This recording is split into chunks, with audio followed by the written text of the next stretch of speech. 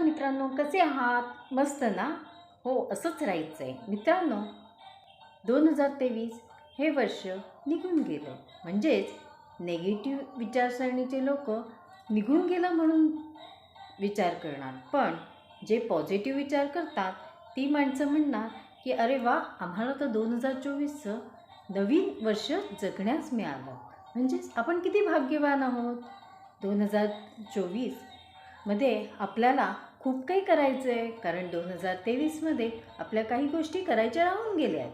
तर त्या गोष्टी आपण आपल्याला 2024मध्ये पूर्ण करण्यासाठी युनिव्हर्सनी आपल्याला एक नवीन आयुष्य दिलं आहे.